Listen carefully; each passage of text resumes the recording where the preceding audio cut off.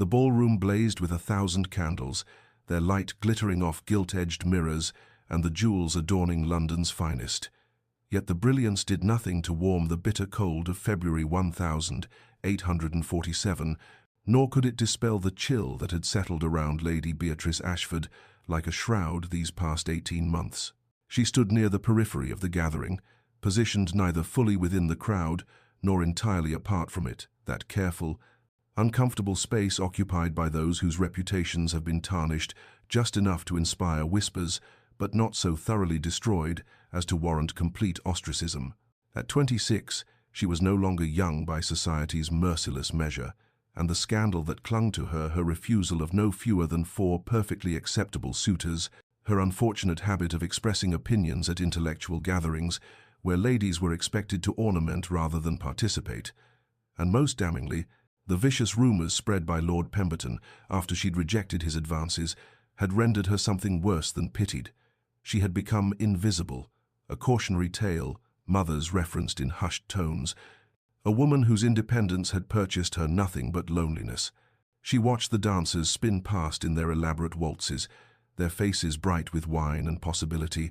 and felt the familiar weight of resignation settling deeper into her bones. The understanding that this half-life of social purgatory was likely all that remained to her now. It was in this moment of profound isolation that her aunt appeared at her elbow, expression carefully neutral, voice pitched low beneath the swell of the orchestra. "Beatrice, my dear, there has been an inquiry," her aunt said,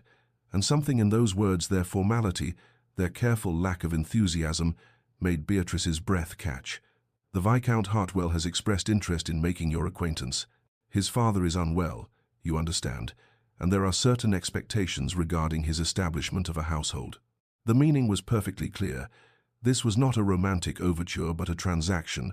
a desperate measure to satisfy a dying man's wishes and silence the gossip that had begun to swirl around the Viscount's own prolonged bachelorhood and increasingly hermetic existence at his country estate. Beatrice had heard the stories. Edmund Hartwell, 32 years old, wealthy beyond measure, devastatingly handsome in that severe, unapproachable way, and entirely closed off, since a broken engagement years prior had left him cold and cynical where matters of the heart were concerned. He needed a wife for appearance's sake. She needed escape from the suffocating prison of her ruined reputation.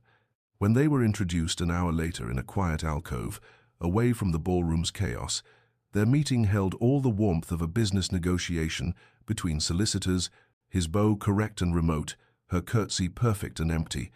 their eyes meeting for only the briefest moment before both looked away, as if even that small connection was too much intimacy to bear, and in that moment of careful, mutual avoidance, the terms of their future were wordlessly established. This would be an arrangement, nothing more, a marriage of convenience that would provide each what they needed while demanding nothing so dangerous, so terrifying, as genuine feeling. But before our lover's fate is revealed, subscribe so you never miss a chapter of romance and scandal, and tell us in the comments, where are you watching from? Now, let's begin. The wedding took place on a grey autumn morning when the sky hung low and heavy over London, threatening rain that never quite fell, as if even the heavens could not be bothered to offer either blessing or protest to the union being solemnized within the cold stone walls of St. George's Chapel. Beatrice stood in her ivory gown borrowed from her cousin, as there had seemed little point in commissioning something elaborate for a marriage that was, at its heart, a business arrangement, and felt the weight of resignation settle around her shoulders like a cloak she would wear for the rest of her days. Yet beneath that resignation, buried so deep she barely dared acknowledge it even to herself, lived a small, stubborn seed of hope. Perhaps companionship might grow between them. Perhaps kindness might flourish where passion was not expected. Perhaps this cold beginning might slowly, gradually warm into something bearable, if not beautiful. She glanced at Edmund as they stood before the Archbishop, his profile severe and remote, his jaw tight with what she interpreted as determination. She understood with a pang of something that might have been grief, to feel nothing, to keep whatever remained of his heart locked safely away where it could not be touched, could not be hurt again. He spoke his vows in a voice devoid of inflection, a recitation of words required by law and custom, and when he placed the ring upon her finger, His touch was brief and impersonal, gone almost before she registered its presence. She made her own promises in a voice that threatened to break but held, barely, and when the Archbishop pronounced them man and wife, Edmund's kiss to her cheek was so fleeting, so careful in its avoidance of intimacy, that it felt more like a formality observed than a marriage sealed. The wedding breakfast that followed was a stilted affair of forced smiles and careful conversation,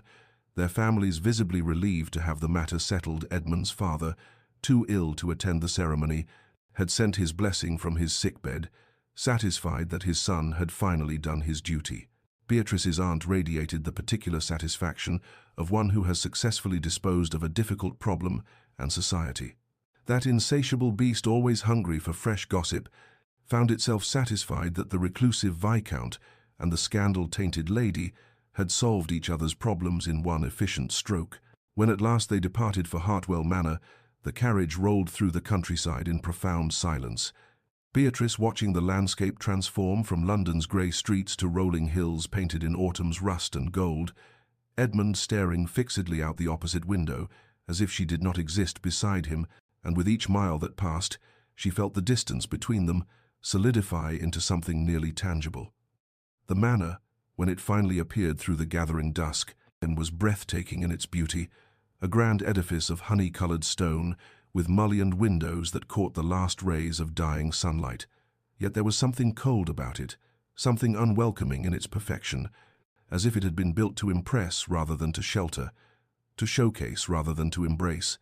much like the marriage she had just entered. They were greeted by an efficient staff who bowed and curtsied with practiced precision, and the housekeeper, Mrs. Phillips, showed Beatrice to her chambers, lovely rooms decorated in pale blue and cream, with windows overlooking the gardens,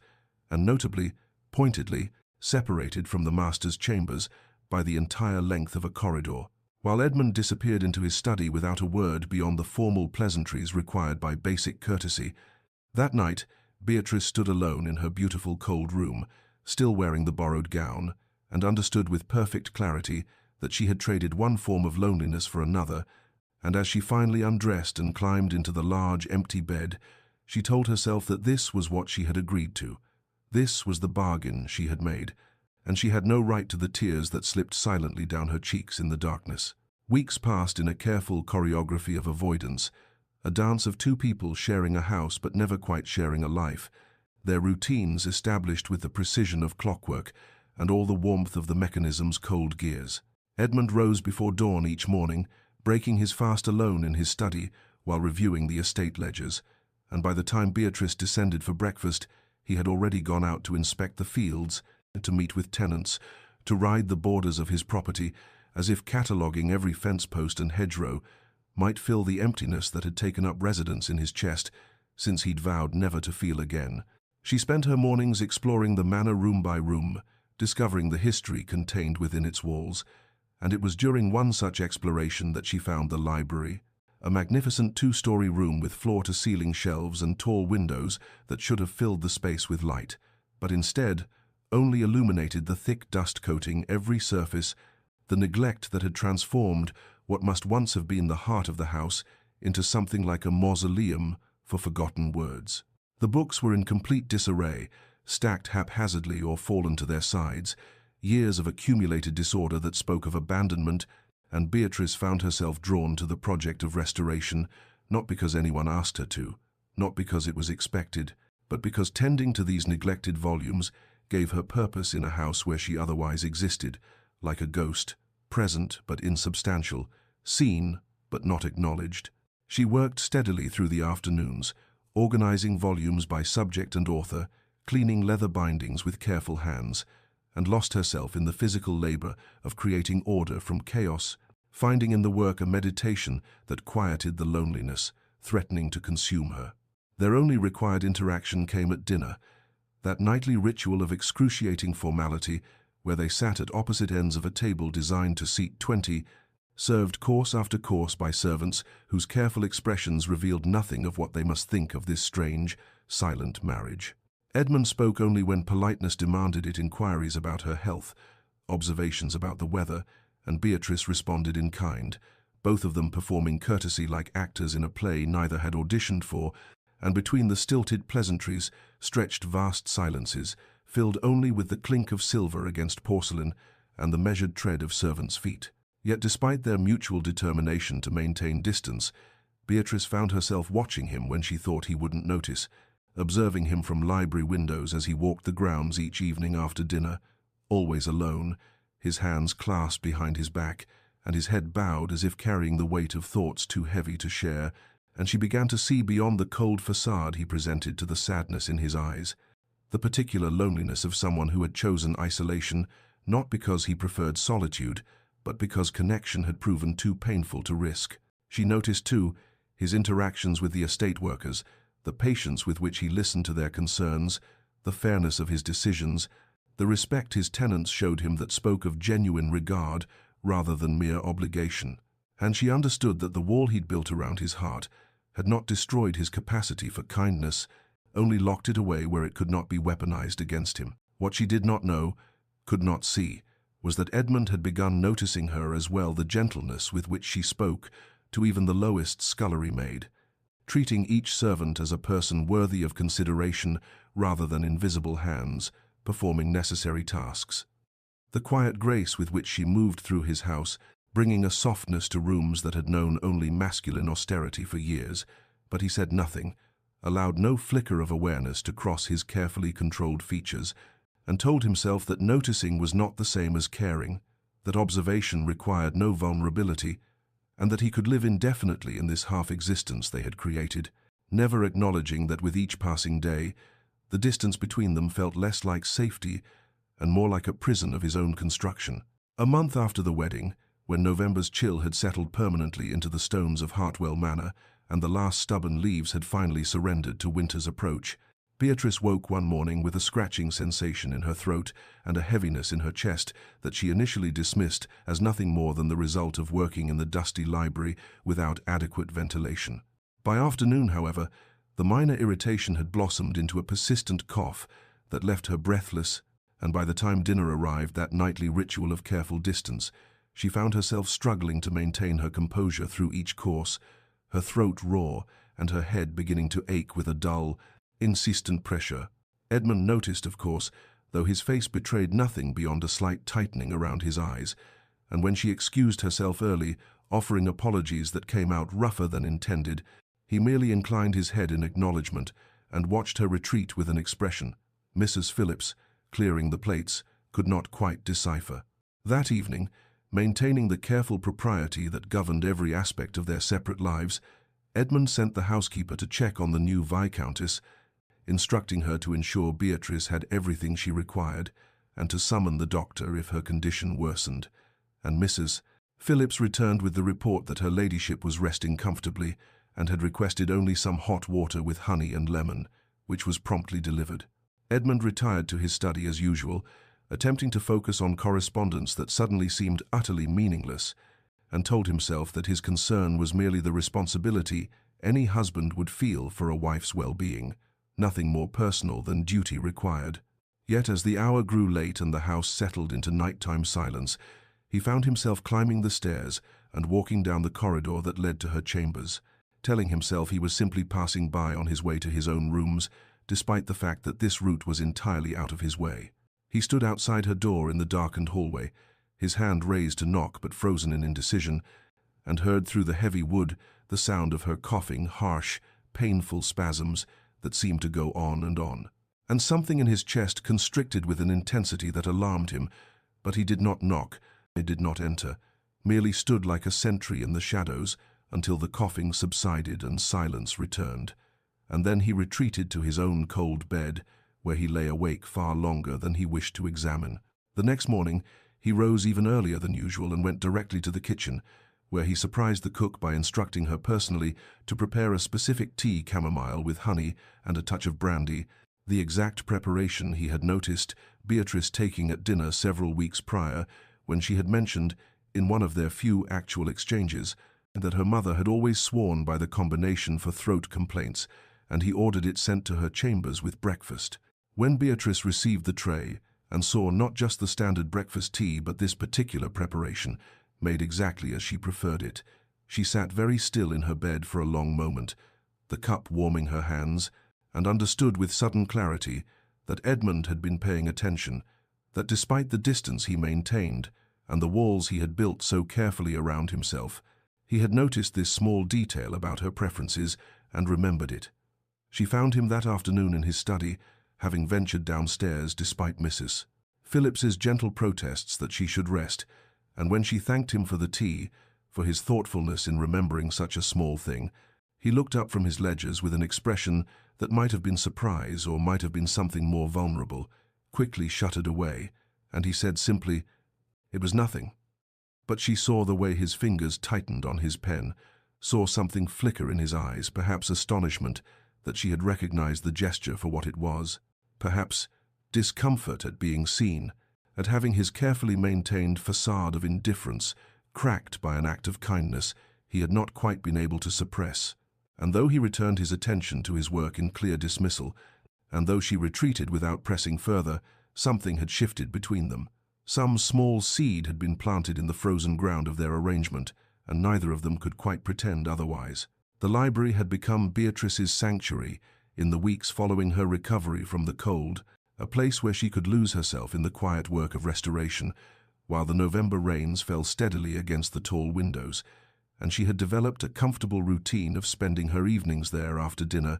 organizing volumes by the warm light of oil lamps, while Edmund presumably retreated to his study or his chambers, as he always did, maintaining the distance that had become the defining characteristic of their marriage, despite that one small crack of kindness he had shown. But one evening, perhaps a week after the incident with the tea, she looked up from a stack of botanical texts she was cataloguing to find him standing in the doorway, his expression uncertain in a way she had never seen before, as though he had wandered into a room he was no longer certain he had the right to enter. And when she met his eyes, he seemed on the verge of retreating until she said simply, "Good evening," with no question in her voice, no demand for explanation, just acknowledgement of his presence. He entered slowly, his gaze moving across the shelves she had spent weeks cleaning and organizing, taking in the transformation she had wrought in this neglected space, and after a long moment of silence he said, his voice rougher than usual, "This was my mother's project. You know the library. She spent years collecting these books, organizing them just so. After she died, when I was 12, my father locked the doors. I don't think he could bear to see what she had loved. It was the first truly personal thing he had shared with her, the first glimpse beneath the armor of formality he wore like a second skin,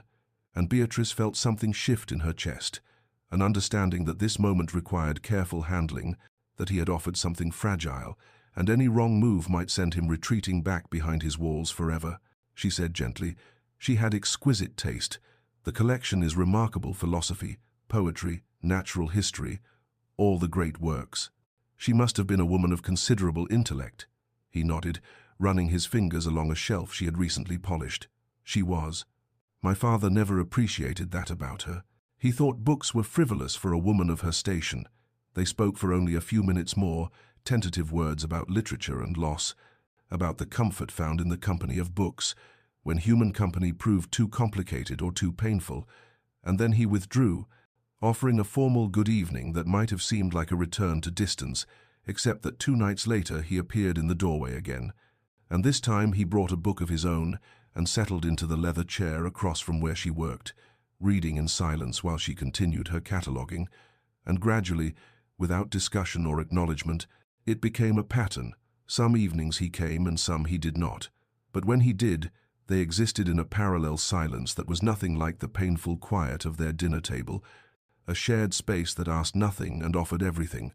And though they rarely spoke beyond brief exchanges about a particular volume or author,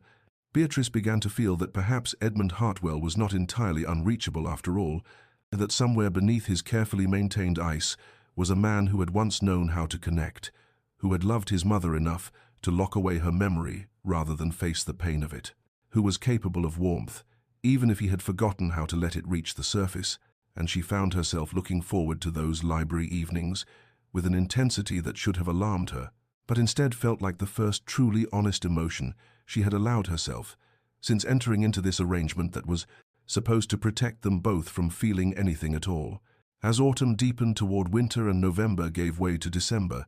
The transformation between them was so gradual, so carefully unacknowledged, that neither could have pointed to a single moment when their arrangement shifted into something else, something neither had dared to name or claim, yet it was there in the accumulation of small gestures that spoke louder than any words they had not found. The courage to utter the evening when Beatrice, reaching for a volume on a high shelf in the library, he found Edmund suddenly beside her, his hand steadying her elbow as he retrieved the book himself, their fingers brushing in the transfer, and the contact lasted perhaps a heartbeat longer than necessity required, neither of them pulling away immediately, both acutely aware of the warmth of skin against skin, before propriety reasserted itself, and they stepped apart with murmured thanks that could not quite mask the electricity of that brief touch. She began leaving the brandy decanter filled in the library on the evenings when he joined her, having noticed that he preferred a particular variety from the cellars, and though he never mentioned it directly, she saw him pause the first time he found it waiting, saw something soften in his expression before he poured himself a glass and settled into his customary chair, and the next evening she found her favorite shawl, which she had mentioned once in passing made the library comfortable on cold nights, draped across the back of her usual seat, and they both pretended not to notice these small acts of consideration that revealed how carefully they observed each other despite the distance they ostensibly maintained. At dinner, that nightly ritual that had once been an endurance of painful silence, their eyes met across the table with increasing frequency, glances that lingered a moment longer than politeness dictated,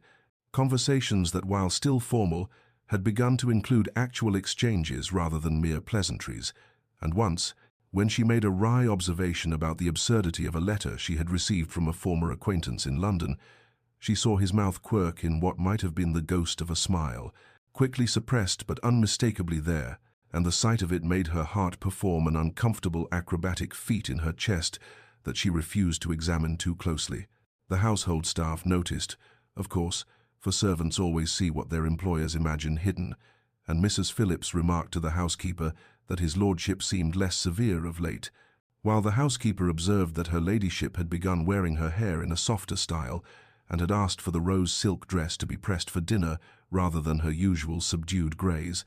and they exchanged knowing looks that suggested they understood what the Viscount and Viscountess themselves would not yet admit, that somewhere in the careful space between them, something was growing, something that frightened them both because it required exactly the vulnerability they had each sworn to avoid when they entered this arrangement, meant to protect them from feeling anything dangerous or real. Neither spoke of these changes aloud, as if words might shatter whatever fragile thing was building between them, both trapped in fear that the other did not feel the same, that any acknowledgement would reveal they had misread kindness for something deeper, ordinary courtesy for affection, and so they continued their careful dance of proximity and restraint, wanting and not daring to want,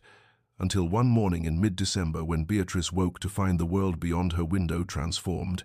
the first snow of winter having fallen in the night, covering the estate in a blanket of white that muffled all sound and made everything clean and new and full of possibility,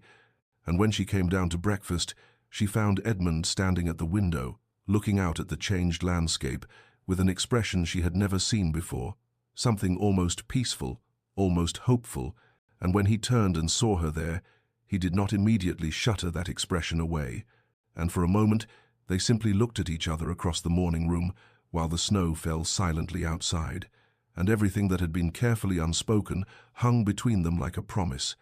Neither was quite ready to make, but couldn't longer entirely deny. Christmas arrived at Hartwell Manor with a transformation that no one who had known the estate in recent years could have anticipated. For Beatrice, drawing upon reserves of courage she had not known she possessed, they had quietly organized celebrations for the household staff and tenant families, modest gatherings that brought the scent of pine boughs and mulled wine into rooms that had not seen such festivity in more than a decade, and Edmund, watching from doorways and corners as his wife moved through the manor, bringing warmth and laughter to spaces that had been cold and silent for so long, felt something crack open in his chest that he had thought permanently sealed, a painful expansion of feeling that was equal parts gratitude and something far more dangerous, something that whispered that this woman he had married out of obligation and convenience had become essential to him in ways he had sworn never to allow anyone to become essential again. The tenants who came to receive small gifts and seasonal wishes remarked to one another that her ladyship had brought life back to the manor, that his lordship seemed almost human when he stood beside her, and the household staff, preparing the traditional Christmas dinner,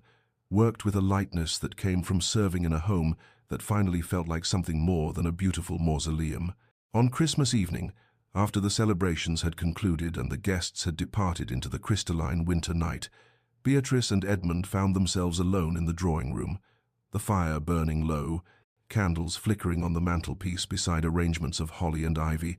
and the silence between them was different from the silences they had endured in those early weeks of marriage. This was a companionable quiet, comfortable and warm, until Beatrice rose and retrieved a small package wrapped in brown paper and ribbon, her hands trembling slightly as she offered it to him with a simple, "I hope you don't think it presumptuous. I saw it and thought of you." Edmund took the package with an expression of such genuine surprise that she realized, with a pang of sadness, that he had not expected to be thought of at all, had not anticipated that anyone would consider his preferences or pleasures worth the effort of attention. And when he unwrapped the paper to reveal a volume of poetry he had been reading repeatedly in the library, now rebound in supple new leather with his initials tooled in gold on the spine, she watched his face transform, watched him run his fingers over the binding with a reverence that told her he understood this was not merely a gift, but a declaration that she had been paying attention, that she had noticed what brought him solace, that he mattered to her in ways that went far beyond the terms of their arrangement. He looked up at her with eyes that were suspiciously bright and said, his voice rough, "Beatrice, I have nothing for you. I didn't think." And the visible regret in his expression, the self-recrimination, moved her more than any prepared speech could have, and she assured him quickly that it didn't matter, that she had not given the gift with any expectation of reciprocation, but he was already standing, already moving toward the door with sudden purpose, and she remained by the fire, uncertain and hoping, until he returned several minutes later, carrying a small wooden box that looked old and precious, and when he opened it to reveal a strand of luminous pearls, perfectly matched and glowing in the candlelight, she drew in a sharp breath of recognition, because even she, who had been in the manor only a few months, had heard the servants speak in whispers of the late Viscountess's pearl necklace, the only piece of his mother's jewelry that Edmund had kept when the rest was divided among relatives after her death. He lifted the pearls from their velvet bed with hands that were not entirely steady and said, "She would have wanted you to have it. She would have," and his voice broke, and he had to pause, had to gather himself before he could continue. She would have loved that someone was bringing warmth back to this house, that someone was making it a home again. And when Beatrice turned to allow him to fasten the clasp at her nape, when she felt his fingers brush against her skin and linger there just a moment longer than necessary, when she turned back to face him and saw in his eyes something raw and unguarded and terrifyingly vulnerable, she understood that something fundamental had shifted between them, that they had crossed some invisible threshold from which there could be no retreat back into the safe distance of their arrangement, and neither of them spoke of it. Neither dared to name what hung in the air between them, like the scent of pine and promise. But when she whispered, "Thank you, Edmund. I shall treasure it always," and he replied, "As I shall treasure this," holding the rebound book against his chest as though it were something sacred, they both knew that they were no longer speaking only of gifts exchanged at Christmas, but of something infinitely more precious and infinitely more frightening that neither was quite ready to claim but could no longer deny. January arrived with bitter cold that turned the windows of Hartwell Manor into canvases of frost and ice, the kind of penetrating chill that made even the heartiest fires seem inadequate. Yet between Edmund and Beatrice there grew a warmth that had nothing to do with the hearths that blazed in every room, and everything to do with the way they had begun, almost without realizing it, to lower the final defenses they had maintained even through the tentative intimacy of the library evenings and the revelatory exchange of Christmas gifts. And when a storm descended in the second week of the month, bringing snow so thick and wind so fierce that the estate was rendered utterly isolated from the village and the world beyond, they found themselves snowed in together with nothing to separate them from honesty except the fear they had both carried for so long. That evening, as the wind howled against the manor walls and the library fire crackled with unusual intensity, they sat closer than they ever had before, sharing the brandy that had become their ritual, and perhaps it was the isolation, the sense that the world had narrowed to just the two of them and this room, or perhaps it was simply that the pretense had become more exhausting than the truth. But when Beatrice spoke, her voice was quieter than usual, almost hesitant, and she said something she had never intended to share with anyone, least of all with this man she had married. As a matter of convenience, she spoke of her loneliness in London, the years of watching herself become invisible as the scandal attached itself to her name. And then, with a courage that made her hands tremble around her glass, she told him what had truly happened, that a gentleman she had refused, a man of charm and cruelty, had spread lies when his pride could not bear her rejection, had whispered to society that she had encouraged him, and then spurned him capriciously, and though the lies were vague enough to avoid outright accusation, they were specific enough to taint her, to make her someone respectable families would not risk association with, and she confessed that she had begun to fear she would remain forever unseen, forever defined by falsehoods, forever alone. Edmund listened with an expression that shifted from attention to anger on her behalf to something that looked almost like pain, and when she fell silent, when the only sounds were the fire and the storm, he spoke in turn, his voice rough with emotion he no longer tried to hide, and he told her about Catherine, the woman he had loved when he was 25 and foolish enough to believe that love was enough, how she had accepted his proposal and worn his ring and smiled at him with what he had thought was genuine affection, and how he had discovered, quite by accident, that she was simultaneously encouraging the attentions of the Duke of Ashford, a man of greater title and far greater wealth, and when the Duke offered for her, she had broken their engagement without apparent regret, had looked at Edmund with something like pity, and said that surely he understood she had to think of her future, and he had vowed in that moment never to be vulnerable again, never to offer his heart to someone who might weigh it against material advantage and find it wanting. They sat in the firelight, having laid bare their wounds and their fears, having shown each other the tender places they had hidden from the world, and though neither reached for the other, though no declarations were made and no promises spoken, they both understood that something fundamental had changed between them, that they had crossed from careful companionship into dangerous territory where real feeling lived, where hope and terror intertwined, where the possibility of hurt was matched only by the possibility of healing, and the truth that neither dared to speak aloud, but both recognized in the other's eyes, was that this marriage of convenience, this arrangement meant to protect them from feeling, had become something neither could control and neither truly wanted to resist, something that had transformed from obligation into necessity, from convenience into something that felt remarkably, terrifyingly, hopefully like love. February arrived with a tension that had nothing to do with the weather, and everything to do with the charged atmosphere that existed now in every room where Edmund and Beatrice found themselves together. For after the confessions of that snowed-in January night, they had become acutely, painfully aware of each other in ways that made ordinary interactions feel weighted with significance, and every glance carried meaning, every accidental brush of hands felt electric. Every evening in the library became an exercise in restraint that left them both exhausted and aching with feelings they had acknowledged to themselves, but not yet dared to speak aloud to each other. One particular evening, as thin February light faded beyond the windows, and the library lamps cast their golden glow across the familiar space that had become the geography of their growing intimacy, they stood together examining a newly acquired volume of romantic poetry, their shoulders nearly touching as they bent over the pages, and Beatrice was reading aloud a passage about love and longing when she became aware that Edmund had gone very still beside her, and that he was no longer looking at the book, but at her face with an intensity that made her breath catch and her words falter mid-sentence. And when she looked up to meet his gaze, she found in his eyes something so raw and undisguised that she felt her heart begin to race, felt the air between them thicken with possibility and promise, and terrible, wonderful fear. He reached out slowly, giving her every opportunity to step away, to retreat into the safety of distance. But she remained frozen, caught between longing and terror as his hand rose toward her face, his fingers trembling slightly as they approached her cheek, and the moment stretched and expanded until it seemed to contain everything, all the months of careful distance, all the evenings of growing closeness,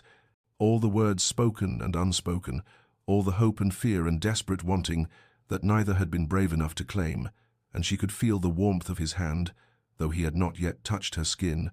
could see in his expression the same paralysis of desire and doubt that held her motionless, and for one suspended breath it seemed inevitable that the distance between them would finally close. But then something shifted in his face, some shadow of old hurt or remembered betrayal, some terror that the woman before him might wound him as Catherine had wounded him, and he pulled his hand back abruptly as though burned, stepped away from her with a jerky movement that shattered the spell of the moment, and said in a voice gone stiff and formal, "Forgive me. That was, I apologize, Lady Hartwell. I should not have."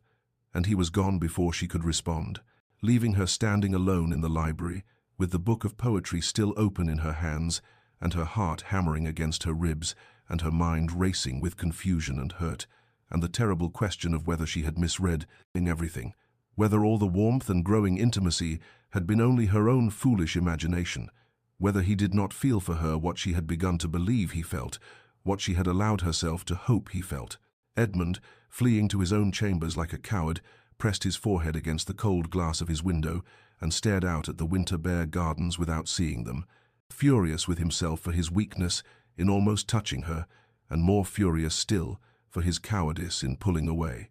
And the truth that burned through him with merciless clarity was that he loved her with an intensity that terrified him, loved her in ways that made him vulnerable in exactly the manner he had sworn never to be vulnerable again, for he had married her precisely to avoid this kind of feeling, had chosen an arrangement over courtship specifically to protect himself from the possibility of caring too much and being hurt too deeply. And yet here he stood, undone by a woman he had tried to keep at arm's length, a woman who had somehow slipped past every defense he had constructed and made herself absolutely essential to his happiness. And the depth of his feelings for her was precisely what paralyzed him, because he could not bear the thought that she might not return them, could not survive another rejection, another moment of offering his heart and having it weighed and found insufficient. And so he had pulled away, had retreated into coldness and formality, had hurt her to protect himself, and he hated himself for it even as he knew he would do it again, and could keep doing it until he found the courage to risk everything or lost her entirely to his own fear. Early March arrived with tentative promises of spring, the first crocuses pushing through the melting snow around Hartwell Manor's gardens, and with it came news from the village that several families had fallen ill with fever, the kind of sickness that spread through households like wildfire and left grief in its wake. And when Beatrice learned that the Marston family tenant farmers, with 4 young children, had all taken ill, and that Mrs. Marston was too weak to care for her little ones, she insisted on going to them despite the housekeeper's worried protests and Edmund's visible tension when she announced her intention at breakfast, though he said nothing to stop her, only watched her with an expression that might have been concern, or might have been the lingering awkwardness that had persisted between them since that terrible moment in the library when he had almost touched her face and then fled. She went with baskets of food and medicine, with clean linens and a determination to be useful, and though she took precautions keeping her distance when possible, washing her hands with the thoroughness the doctor had recommended, there was only so much care one could take when helping to feed sick children and comfort a frightened mother. And when she returned to the manor that evening, she felt satisfied with the good she had done, and thought nothing of the faint headache that had begun to press behind her eyes, dismissing it as simple fatigue from a long day of work that had been more physically demanding than her usual routines of library restoration and correspondence. The next day she returned to the Marstons, and the day after that, and by the 3rd day she noticed that her fatigue had deepened into something more troubling, a heaviness in her limbs that made even simple movements feel effortful. But she attributed it to poor sleep and continued with her routine, taking tea with Edmund in strained near silence that broke her heart a little more each day. The easy intimacy they had built over the winter now replaced with careful politeness that felt like a death of its own kind, and she found herself wondering if she had lost him entirely, if his moment of near tenderness had frightened him so thoroughly that he would retreat forever behind his walls of propriety and coldness. But by evening her headache had become severe enough that she excused herself from dinner, and when she stood from her chair in the drawing-room, the world tilted alarmingly, and she had to grip the back of the furniture to steady herself, and Edmund was on his feet immediately, asking if she was well, and she assured him it was nothing, just tiredness, just a headache, and she made her way toward her chambers with what dignity she could muster, even as her vision began to blur at the edges and her skin began to burn with a heat that had nothing to do with the fires blazing in the hearths. She reached the hallway outside her room before her legs gave way entirely, and the last thing she remembered with clarity was the floor rising up to meet her, and the sound of her own body striking the carpet, and then the housekeeper's scream and the thunder of footsteps and Edmund's voice cutting through the gathering darkness with a panic she had never heard from him before, shouting for help, shouting her name, and then his hands on her face and the world disappeared into fever and flame. When Edmund was summoned from the stables where he had gone to escape the torment of being near Beatrice while maintaining the careful distance his cowardice demanded, when he was told that Lady Hartwell had collapsed, something fundamental shattered in his chest, and he ran through the manor with his heart in his throat, taking stairs 3 at a time, and when he reached her and saw her crumpled in the hallway, unconscious, her skin flushed with fever, every careful wall he had constructed, every protection he had maintained, every defense against feeling too much simply ceased to exist, and he gathered her into his arms with shaking hands and carried her to her room, calling for the doctor with a voice that came out raw and commanding and barely controlled,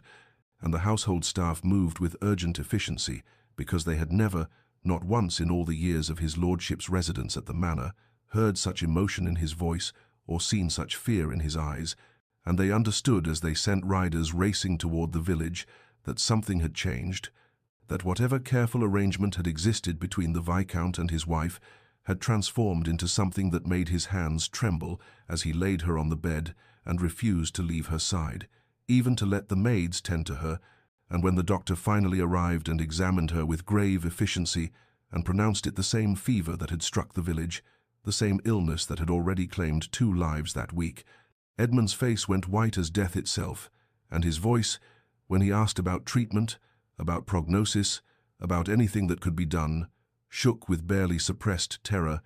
and the doctor's answer that they could only keep her comfortable, only wait and hope, that the fever must run its course, and some survived it, and some did not land it, like a physical blow that made Edmund grip the bedpost to remain standing, and when the doctor suggested that his lordship should perhaps keep his distance to avoid contagion, should leave her care to the servants who could nurse her in shifts, Edmund looked at him with eyes gone hard and said in a voice that allowed no argument, "I'm not leaving her," and the staff exchanged glances, heavy with worry and something that might have been hope, because they understood in that moment that their master loved his wife, loved her with a desperation that had been hiding beneath months of careful courtesy, and that the next days would test him in ways that estate management and social obligations never could, would demand from him a courage that had nothing to do with stoicism and everything to do with the terrifying vulnerability of loving someone enough to risk losing them, of caring so deeply that the possibility of grief became unbearable, and as the doctor took his leave with instructions to send for him if her condition changed,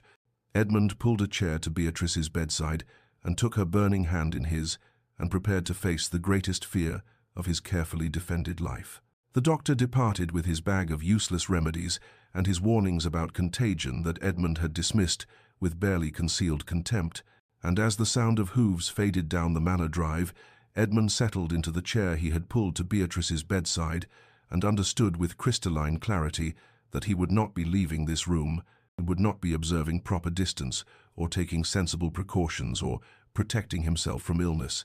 because the only unbearable thing in this moment was the thought of her suffering alone, of her waking in confusion or pain to find herself abandoned, and he took her burning hand in both of his and felt the fever radiating from her skin like heat from a forge, and thought wildly that surely his touch should cool her, surely his will should be enough to draw the sickness from her body.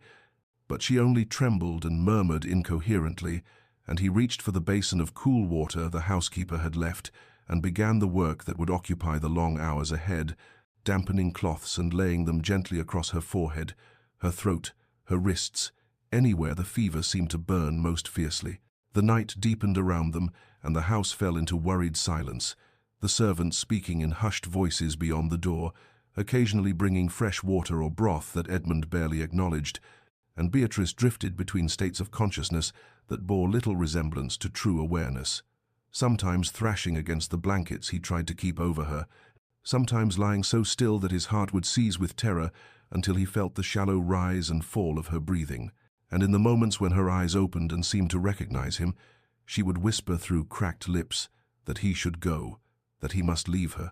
that he would fall ill himself if he stayed, and each time she said it, something fierce and protective rose in his chest, and he would lean closer and stroke the damp hair back from her face and say with a conviction that surprised him with its intensity, "I'm not leaving you." And it was the first time in their months of marriage that he had spoken to her with such raw, unguarded emotion, the first time he had allowed her to hear in his voice what he had been too cowardly to say in health. And though she was too fevered to fully comprehend his tone, she seemed to quiet at his words, as to settle back against the pillows, as though his presence alone provided some comfort against the fire consuming her from within. As the hours crept toward dawn, Edmund found himself speaking to her in whispers, his voice hoarse and low, saying things he had never said to anyone, apologizing for the coldness of their early months together, for the distance he had maintained so carefully, for the walls he had built between them out of fear and old wounds, and he told her about the loneliness of the years before she came, the emptiness of the manor that had felt like a reflection of the emptiness in his own chest, and he confessed that she had changed everything without even trying, that her presence in his library and at his table and in his thoughts had transformed his understanding of what life might contain, that somewhere in the accumulation of quiet evenings and stolen glances he had fallen irrevocably in love with her and had been too much a coward to say so. And he spoke these truths to her unconscious form, with tears streaming unheeded down his face, because he could not bear the thought that she might die without knowing that she had been loved, that she was loved, that he would love her until his own last breath and beyond, if such things were possible.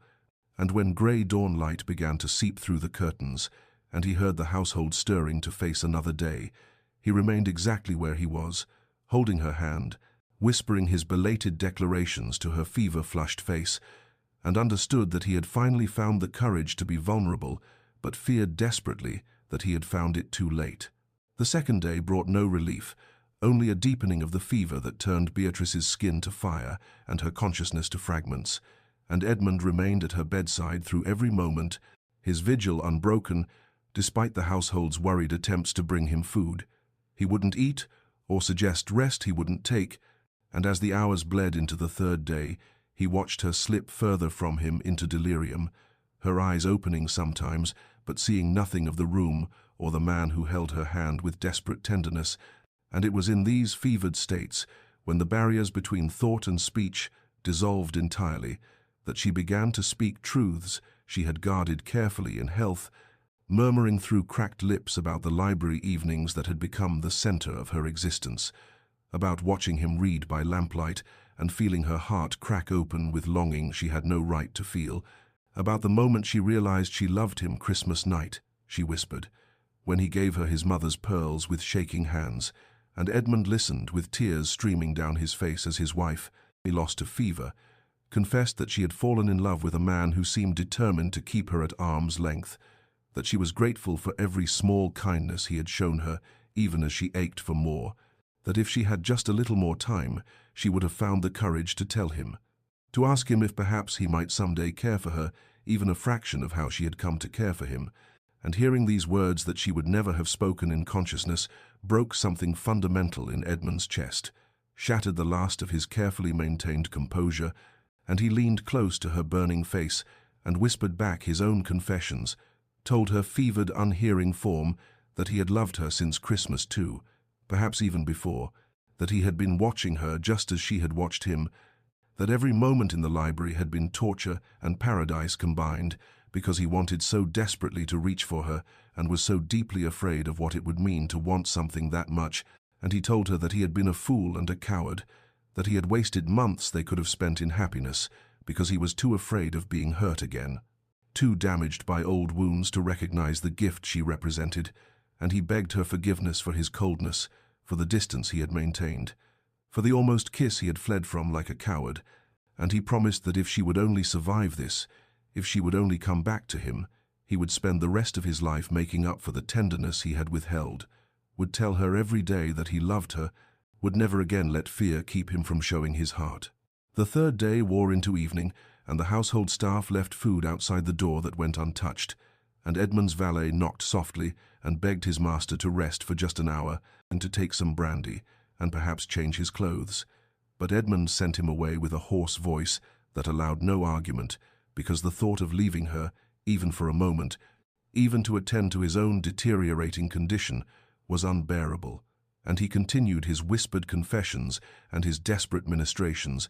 cooling her fever-bright skin with damp cloths and holding water to her lips and praying in broken fragments to a God he had stopped believing in years ago. And in the deep hours of the third night, when the house fell silent around them and only the crackling fire witnessed his vigil, Beatrice's eyes opened with a moment of clarity, and she looked directly at him and whispered his name, and he nearly sobbed with relief and leaned closer and said, I'm here, I won't leave you." And she said with effort that made each word clearly painful,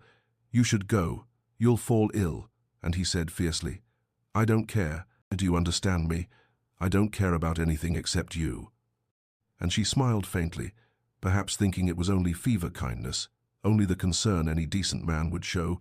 and then the clarity faded, and she slipped back into delirium, back into the fire that was consuming her from within, and Edmund held her closer and understood with terrible certainty that he was watching the love of his life slip away,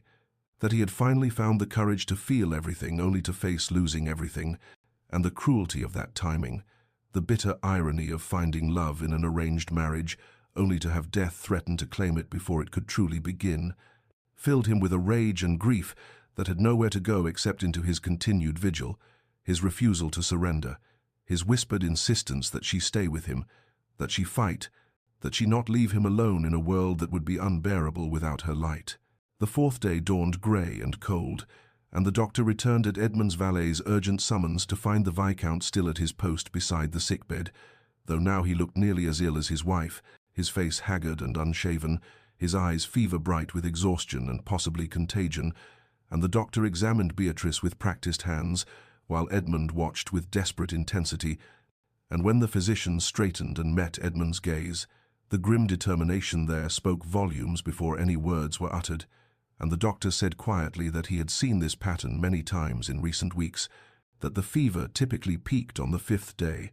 and that most who reached that crisis did not survive it, that Edmund should prepare himself for the likelihood that the Viscountess would not see another week, and Edmund heard these words as though from a great distance, as though they were being spoken in some foreign tongue that his mind refused to translate into meaning. And he said with a calmness that was more terrifying than rage, "She will survive." And the doctor began to speak of acceptance and God's will and the limits of medical science. But Edmund simply turned back to Beatrice and dismissed the man with a gesture that brooked no argument, and when they were alone again, he looked at his wife's fevered face and understood with absolute clarity that he had arrived at a threshold where will and love and desperation were all he had left to offer against the advancing shadow and of death. Through the fourth day and into the night, Edmund felt his own body beginning to fail, felt the familiar ache in his bones and the heat behind his eyes that signaled the fever taking root in his own blood, and he knew distantly that he should leave her now, should save himself while there was still time, should preserve at least one life from this tragedy. But the thought was absurd, impossible, because what life would that be without her in it? What purpose would his continued existence serve in a world where Beatrice had been and was no longer? And so he ignored his own deteriorating condition and focused entirely on her, on keeping her as comfortable as possible, on speaking to her constantly in case some part of her consciousness could still hear him. And as the fifth day arrived with its pale dawn light, and she seemed to slip even further from him, her breathing growing shallow and labored, her skin burning despite all his efforts to cool it, Edmund made a decision born of desperation and devotion in equal measure, and he removed his boots and climbed carefully into the bed beside her, gathering her fever-racked body against his chest and wrapping his arms around her as though he could physically hold her to this world, as though his embrace could be an anchor strong enough to keep her from drifting into the darkness that seemed to be pulling at her with every passing hour. He held her like that through the entirety of the fifth day, speaking to her in a constant low murmur,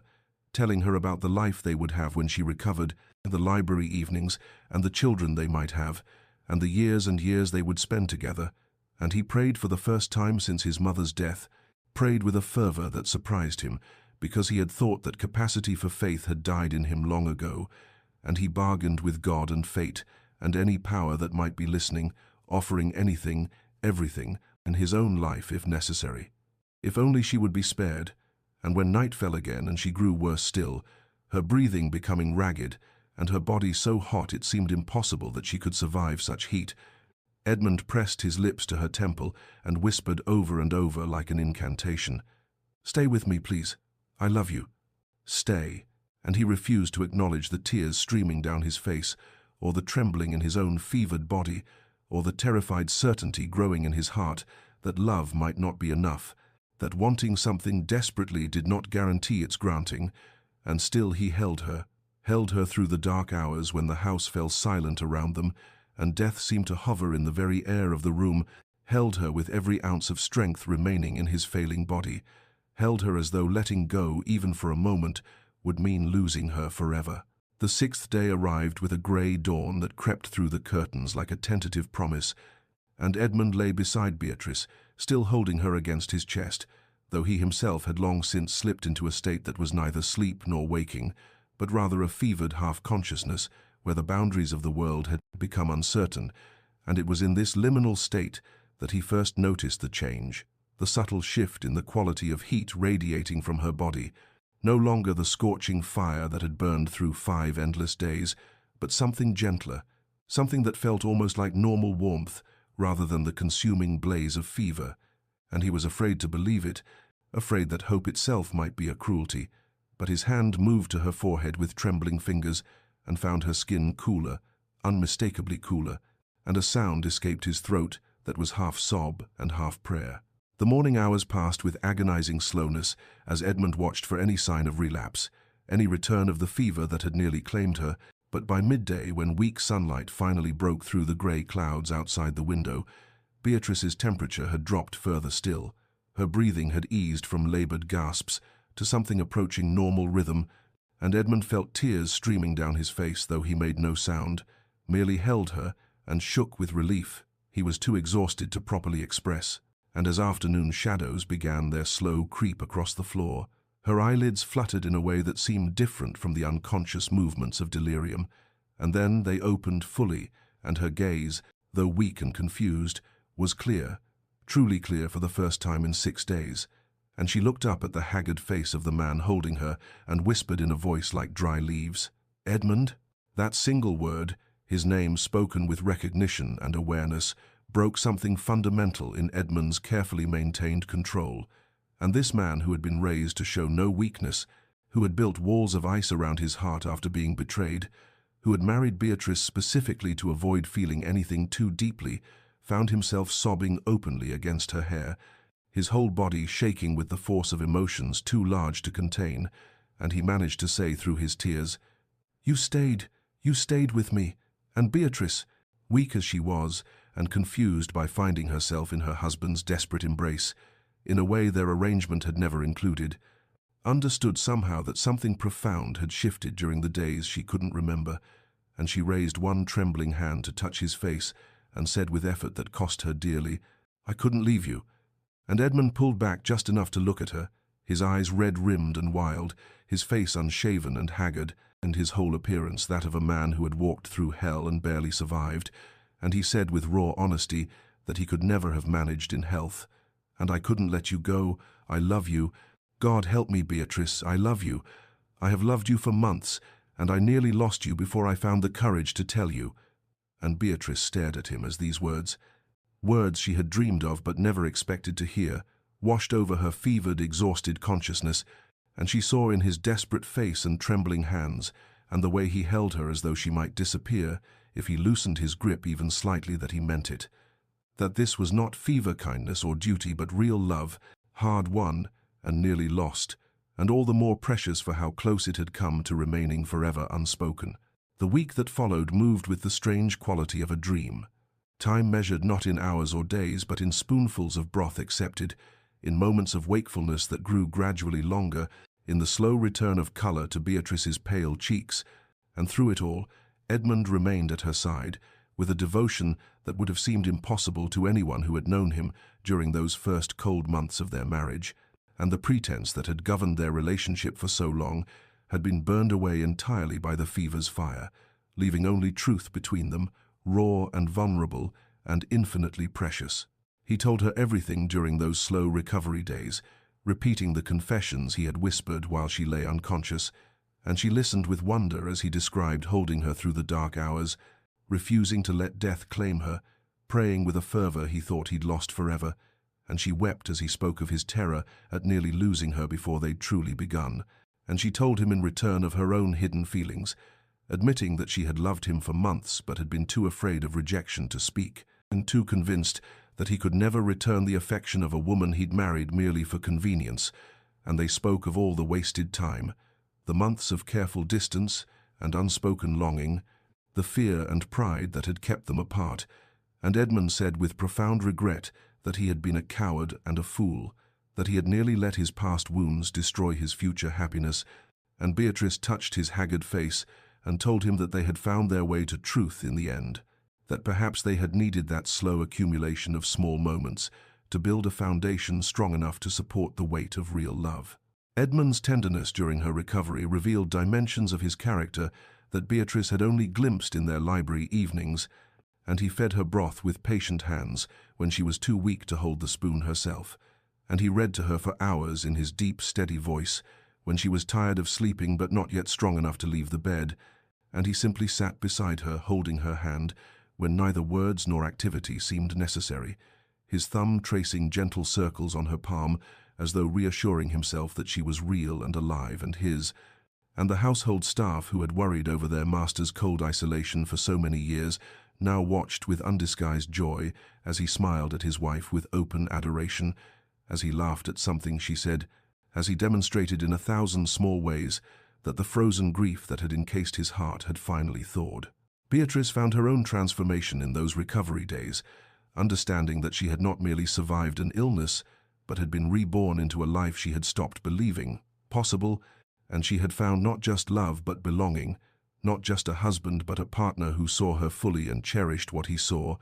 and she had found a home in this manner that had seemed so cold when she first arrived, but now felt warm with possibility, and as her strength returned and she was able to sit up in bed, and eventually to stand with Edmund's careful support, she looked at this man who had refused to leave her side, even when doing so might have saved his own life, and she understood with absolute clarity that she would spend the rest of her days grateful for the fever that had forced them both to speak the truth they had been too afraid to acknowledge in health. 2 weeks after her fever had broken, Beatrice was finally well enough to leave the confines of her chamber, and though she was still weak and needed Edmund's steady arm to navigate the stairs, she had insisted that morning that she wanted to feel sunlight on her face and breathe air that did not smell of sickroom and medicine, and so Edmund had wrapped her in blankets, despite the early spring afternoon, being milder than recent days had been, and had carried her to the garden bench beneath the old oak tree, where the first brave crocuses were pushing through the last patches of melting snow in defiant purple and white clusters that spoke of survival and renewal,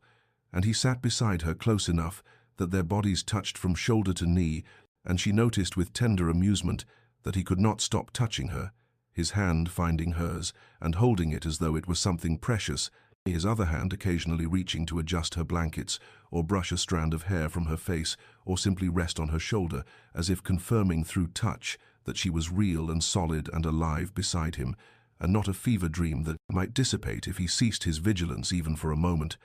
They talked in the gentle way of two people who had already shared their deepest truths during crisis, and now needed to discover how to speak of ordinary things, of future things, of the life that stretched before them, no longer as strangers bound by contract, but as partners who had chosen each other through fire. And Edmund spoke with hesitant hope about his vision for their marriage going forward, about how he wanted not the hollow arrangement they had settled for, but a true partnership built on the love they had discovered. And Beatrice looked at him with eyes that held both affection and gentle humor and said, "We are already married, Edmund," and he smiled at that, a real smile that transformed his face from handsome to beautiful, and he said with the formal courtliness that was so characteristic of him even now, "Then let me court my own wife. Let me do this properly as I should have done from the beginning. Let me earn what I was given without deserving it." And Beatrice felt her heart swell with love for this man, who had been so cold and was now so warm, who had built such high walls and had torn them down stone by stone, who had held her through 6 days of fever with a devotion that had literally saved her life, and she reached up with her free hand to touch his face, feeling the rasp of stubble he had only just begun to attend to again after weeks of neglect, and she said softly, "You have already won my heart. You won it months ago, in the library, though neither of us had courage to speak it." And Edmund turned his head to press a kiss against her palm, a gesture so tender it brought tears to her eyes, and then he shifted on the bench to face her more fully, his hand coming up to cup her cheek with a gentleness that belied his size and strength. And he said with his voice low and rough with emotion,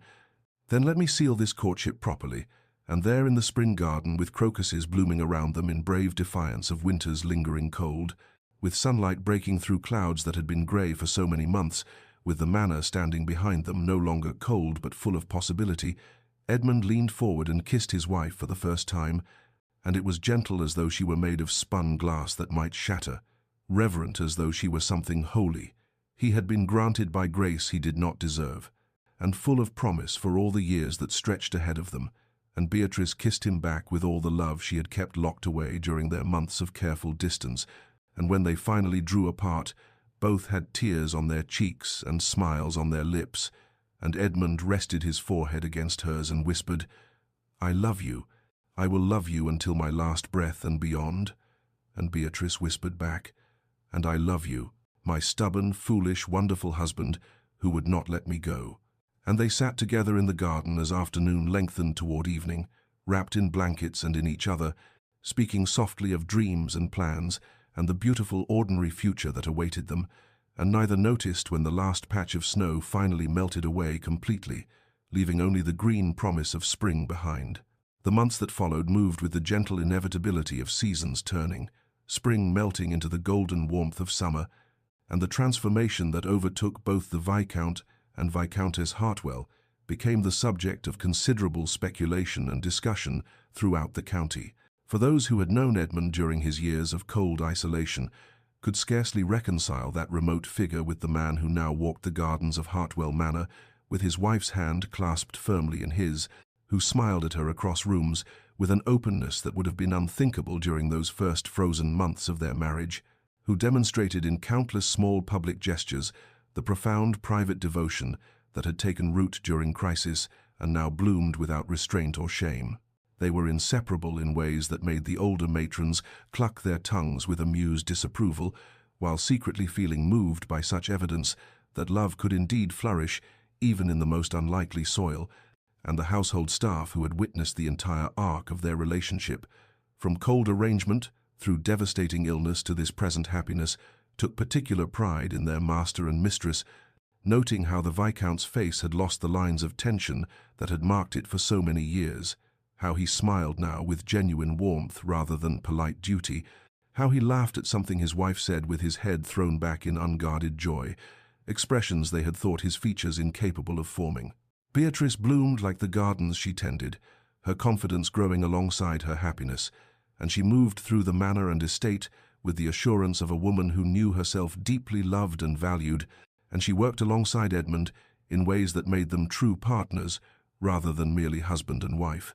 consulting with him on estate matters and tenant concerns, hosting gatherings that brought warmth and life back to rooms that had been shuttered and cold for too many years.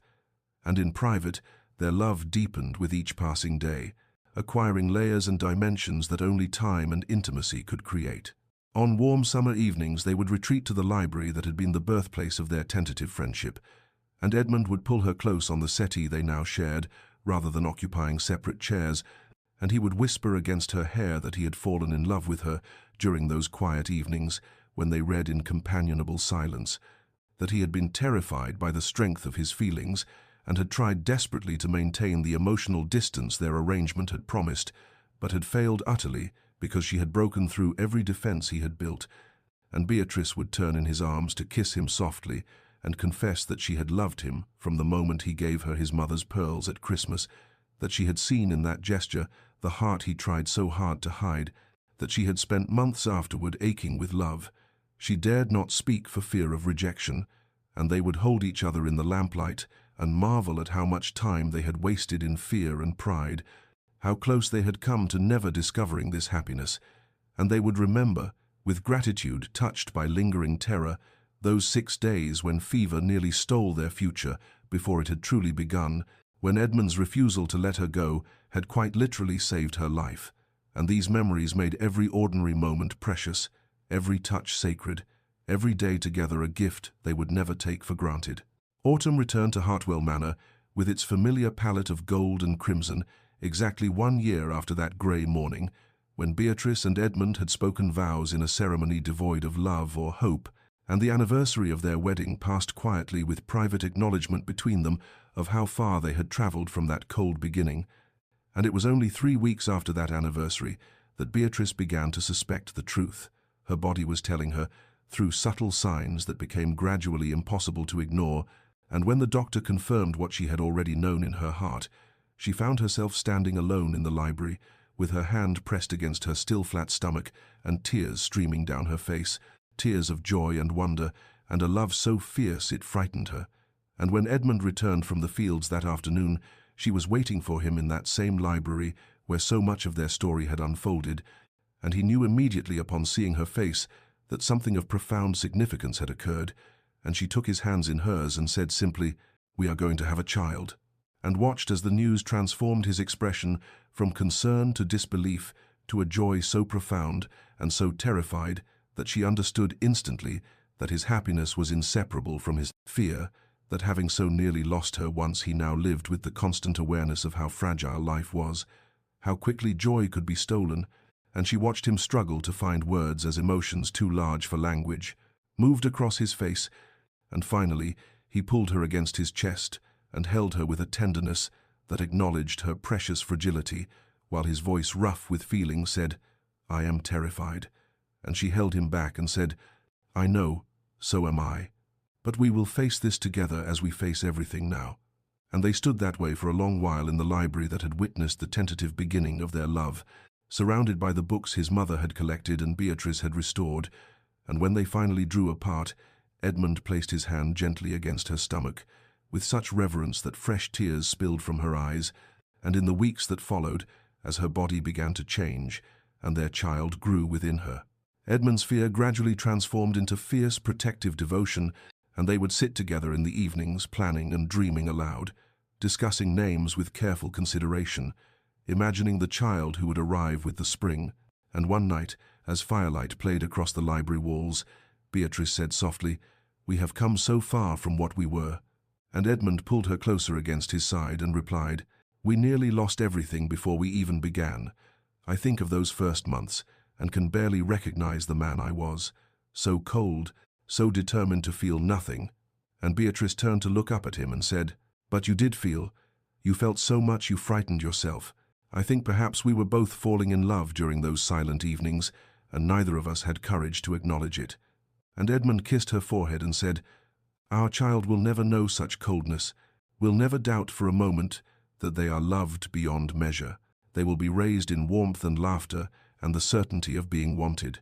And Beatrice felt her heart swell with gratitude for this man who had been given to her through arrangement and obligation, and had become through patience and crisis and choice the greatest love of her life, and she placed her hand over his where it rested on her stomach and said, "They will know love because they will see it every day in how we love each other." And Edmund's response was to hold her closer still, as autumn darkness gathered outside the windows, and the fire burned low, and neither spoke again for a long while, content simply to sit together in the library where their story had truly begun, planning a future that had once seemed impossible and now stretched before them full of promise and hope, and the ordinary, extraordinary miracle of life continuing forward into new generations. 5 years had passed since that cold autumn morning, when Edmund and Beatrice had spoken vows in a ceremony empty of love, and the transformation that time had wrought upon Hartwell Manor was so complete that visitors who had known the estate during its years of cold isolation could scarcely believe they walked through the same rooms, For where there had once been silence and shadows, there was now laughter that echoed through hallways, the sound of small feet racing across polished floors, the bright voices of children who had never known a moment without warmth and devotion. And on a golden afternoon in late September, Edmund and Beatrice stood together on the terrace overlooking the gardens, watching their 3 children at play. The eldest, a daughter of 4 with her mother's dark hair and her father's grey eyes, who commanded her younger brothers with gentle authority as they chased each other between the rose beds that Beatrice had planted during her the first summer of true happiness, and Edmund stood with his arm around his wife's waist in a gesture so natural and constant that neither of them noticed it anymore, though visitors invariably remarked upon it, commenting with barely concealed wonder that they had never in all their lives seen a couple so openly devoted, so clearly and completely in love. And it was true that Edmund still reached for Beatrice's hand a dozen times each day, as if needing the constant reassurance of her physical presence, that his eyes followed her across rooms with an attention that had not diminished but rather deepened with the years, that he touched her constantly, in small ways that spoke of tenderness and need, and a love that had become the very foundation of his existence. And Beatrice returned his devotion with equal measure, her face still lighting with genuine joy each time he entered a room, her hand still seeking his in moments both significant and ordinary, her trust in him absolute and visible in every glance and gesture.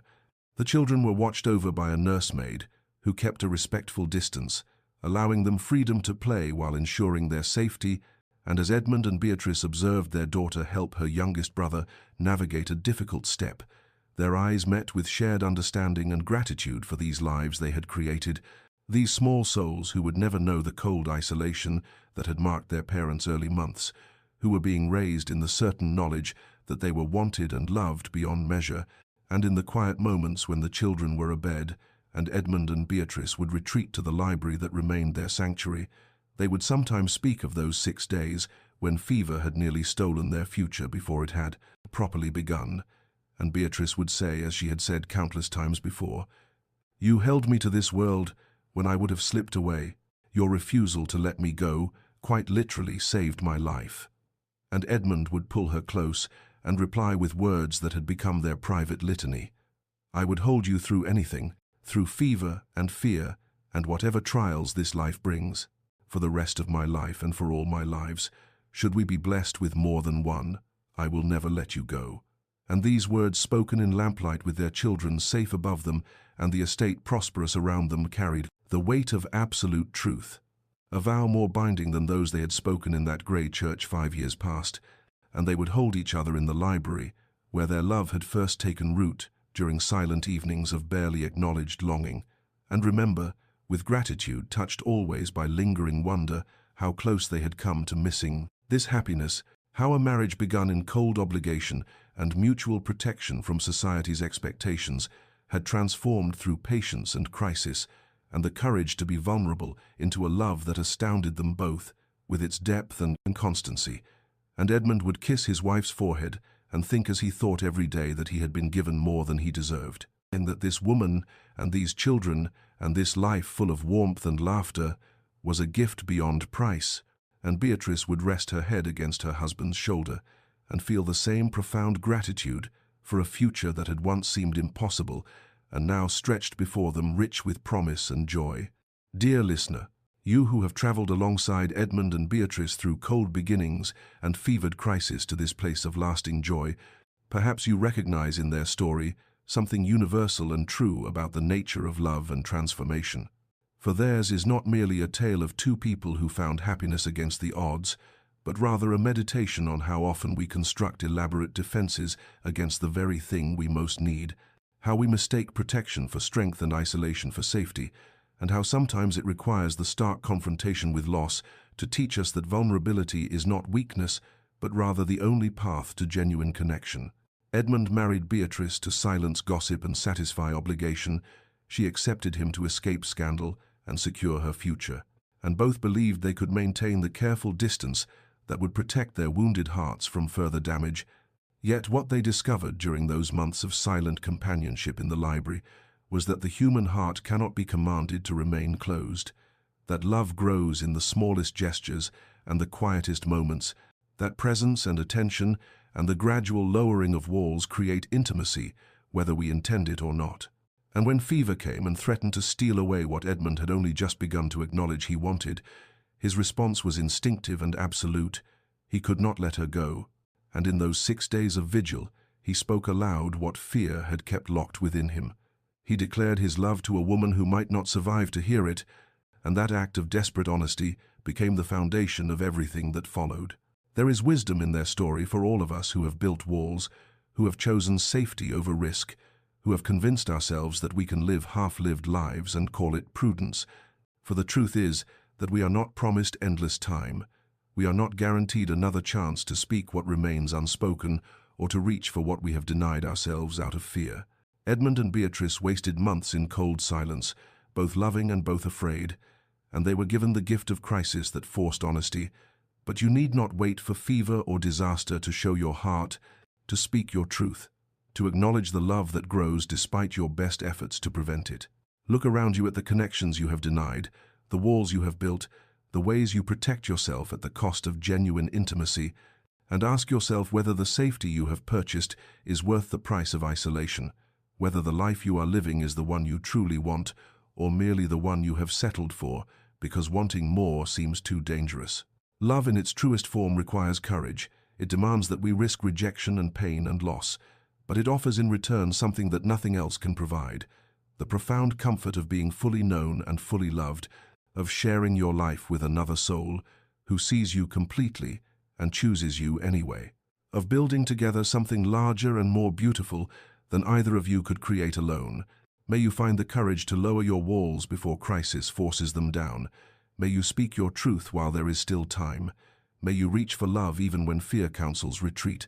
And may you discover, as Edmund and Beatrice discovered, that what begins in obligation or convenience or protection can transform into something transcendent if you allow it room to grow. This has been a Schmoody production, and if this story has touched something within you, if you recognize yourself in these characters or find hope in their transformation, please consider subscribing to this channel where we explore love in all its complexity and celebrate the courage it takes to open your heart despite the risks. May you rest peacefully tonight with hope in your heart. May you wake tomorrow with renewed courage to reach for the love you deserve.